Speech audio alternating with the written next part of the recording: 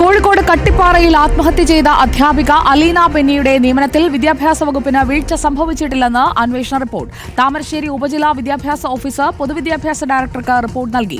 നിയമനം സംബന്ധിച്ച ആവശ്യമായ രേഖകൾ സ്കൂൾ മാനേജ്മെന്റ് സമർപ്പിച്ചിട്ടില്ലെന്നും റിപ്പോർട്ടിലുണ്ട്.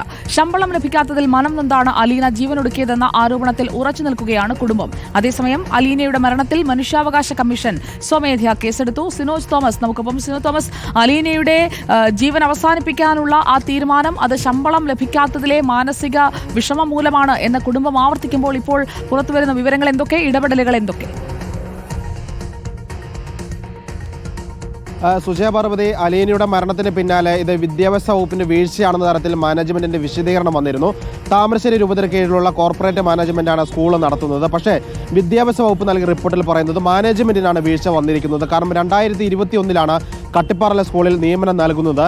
പക്ഷേ പല കാരണങ്ങൾ കൊണ്ട് ആ നിയമനം വിദ്യാഭ്യാസ വകുപ്പ് അംഗീകരിക്കുന്നില്ല. 2024 പലതവണ അപ്പീലൊക്കെ തന്നെ നൽകി. 2024, അതായത് കഴിഞ്ഞ വർഷം തീർത്ത ഒരു റിപ്പോർട്ട് വിദ്യാഭ്യാസ വകുപ്പ് നൽകുന്നു. നിയമനം നടത്താൻ സാധിക്കില്ലെന്ന് അറിയിക്കുന്നു. അങ്ങനെ അലീന തന്നെ സമ്മതപത്രം മാനേജ്മെന്റിന് നൽകിയെന്നാണ് വിദ്യാഭ്യാസ വകുപ്പ് പറയുന്നത്. അതിനുശേഷമാണ് ഇതേ മാനേജ്മെന്റിന് കീഴിലുള്ള കോടഞ്ചേരി സ്കൂളിലേക്ക് നിയമനം കഴിഞ്ഞ ജൂൺ മാസത്തിൽ നൽകുന്നു. അതുമായി ബന്ധപ്പെട്ട് മാനേജ്മെന്റ് വിദ്യാഭ്യാസ വകുപ്പിന് റിപ്പോർട്ട് നൽകുകയും നിയമനം നടത്താനുള്ള അപേക്ഷ നൽകുകയും ചെയ്തു. പക്ഷേ ആദ്യത്തെ അപേക്ഷ അപൂർണമായിരുന്നു, വ്യക്തത കുറവുണ്ടായിരുന്നു. അതുകൊണ്ട് പൂർണ്ണ തോതിലുള്ള അപേക്ഷ നൽകാൻ വിദ്യാഭ്യാസ വകുപ്പ് ആവശ്യപ്പെട്ടു. അങ്ങനെയുള്ള രണ്ടാമതുള്ളൊരു അപേക്ഷ കഴിഞ്ഞ മാസം, അതായത് ഈ കഴിഞ്ഞ ജനുവരി 14 വിദ്യാഭ്യാസ വകുപ്പിന് ലഭിക്കുന്നത്. അതിന്റെ പരിശോധനകൾ നടന്നു വരുന്നതിനിടയിലാണ് അലീനയുടെ മരണം സംഭവിക്കുന്നത്. അതായത് മാനേജ്മെന്റിന്റെ ഭാഗത്തു നിന്ന വീഴ്ചയാണെന്നാണ് വിദ്യാഭ്യാസ വകുപ്പ് പറയുകയും ചെയ്യുന്നത്. സുജയ. സിനോജ് തോമസ് ആണ് വിവരങ്ങൾ നൽകിയത്.